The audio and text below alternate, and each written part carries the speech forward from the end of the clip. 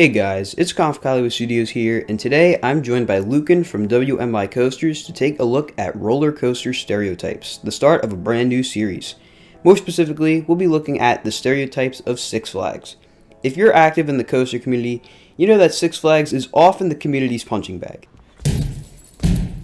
Six Flags is always looked down upon and trashed in one way or another, so for this video, Lukan and I have put together a list of 5 of the more common stereotypes of Six Flags, and we'll give our opinions on each.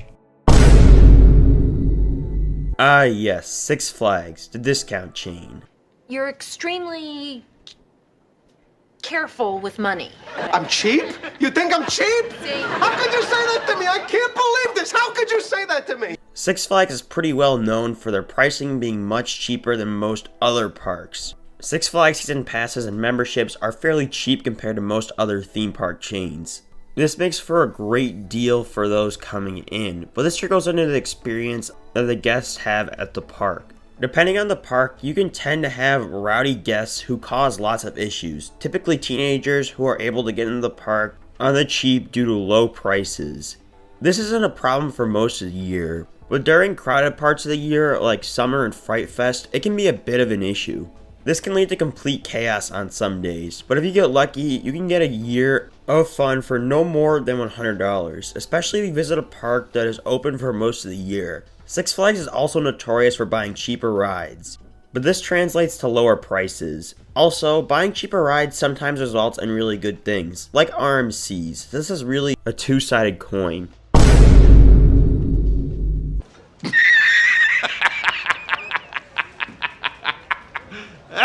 I honestly don't get the labeling of Six Flags America as a bad park. I personally have been to the park twice, once in 2018 and again in 2021.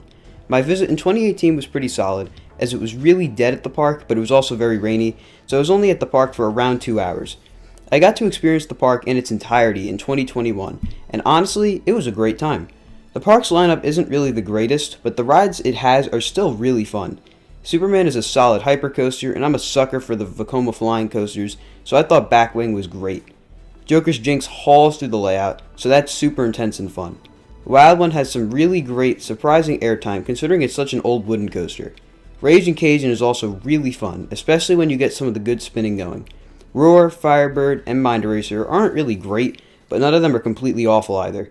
The park also has a really nice appearance, especially towards the front of the park. If you ask me, Six Flags America really just does not deserve the hate it gets at all. After exiting bankruptcy in 2010, Six Flags took on the strategy of adding cheaper rides to their parks while they got their footing back in the industry. They quickly found their go-to manufacturers in RMC, Premier Rides, and SNS. Six Flags kept adding these cheaper additions, and while some of these were great, like the RMC coasters, the SNS free spin started getting a little out of hand. Beware! The Joker is coming to Six Flags Great Adventure. The Joker coming to Six Flags Great America. The Joker coming to Six Flags New England. The Joker coming to Six Flags over Texas.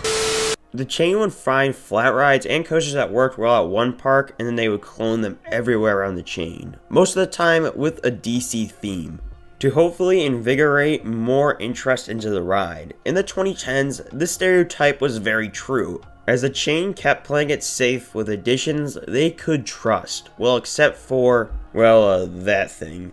I honestly have no idea if this will continue in the future. We don't have anything from the new management to go on in terms of new rides, but I still think it would make sense for them to keep adding cheap new rides. But they could go in a completely different direction. I'm sorry, you're standing in my spot. Thank you. Regardless of what they do, the boom or bust scenario still remains in play.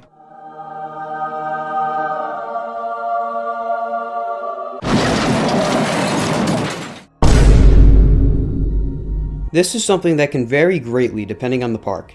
My experiences at Six Flags parks have for the most part been consisting of really quick operations. The park that is the best example of great operations has to be Six Flags Great Adventure, where the operators are constantly pushing out trains. Many of the operators at the park are also great people, some of whom I've become really good friends with. However, the fast operations of Great Adventure are a little spotty across the rest of the chain. Most parks I've been to have had fairly good operations. typically stacking trains, but never more than 30 seconds unless there's some kind of holdup in the station. One park I noticed slower operations though was at Six Flags New England, specifically on Wicked Cyclone and Batman the Dark Knight. At Wicked Cyclone, they would have everyone first sit down, buckle their seatbelts, and wait to pull down their lap bars until all the seatbelts were checked. While most RMC coasters practice this, the others were able to do it much faster than I saw on Wicked Cyclone. Over at Batman the Dark Knight, the grouper would not fill the station until the next train entered the station, unloaded all of its guests, and opened the air gates. Truly, I have no clue why they did this, but it made the operations very slow. This could have just been happening due to the fact that it was very crowded and a hot day in the summer, but it could have just been a fluke. Six Flags parks definitely have a lot of advertisements, but then again, so do all parks. Other parks are able to hide their advertising tactics much better than Six Flags, but they all do it. Cedar Fair has their fair share of product placement, as does SeaWorld, Universal, and Disney. Six Flags themes many of their rides to DC, which could be seen as an advertisement in and of itself, but it's more of a marketing strategy, so it doesn't really count. While some coaster cars are decked out in ads, looking at you, Kia Train, are pretty funny, the ads are nowhere near as crazy as they used to be back in the early 2010s. Most Six Flags parks are relatively clean, with employees typically picking up trash on the ground if they see it. This really just depends on which park you go to and when you go. Fright Fest in the summer will obviously be a bit worse than other times of the year, but that's at any amusement park. While Six Flags parks may not be as well landscaped as SeaWorld or Cedar Fair parks, they don't look awful either. There are definitely areas in some Six Flags parks that aren't the best looking, but it's nothing that bad. However, enthusiasts like to trash on Six Flags for their parks not looking as good as some other amusement parks. So let's do a quick diss track.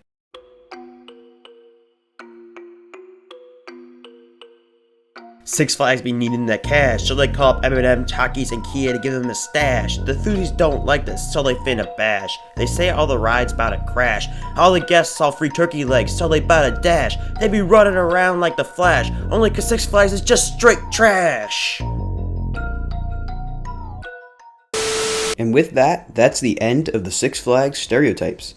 Be sure to check out Lukan's channel, WNY Coasters, where a video just like this for Cedar Fair was also released. I'll have the video linked in the description and at the end screen. If you enjoyed the video, be sure to like and subscribe to the channel.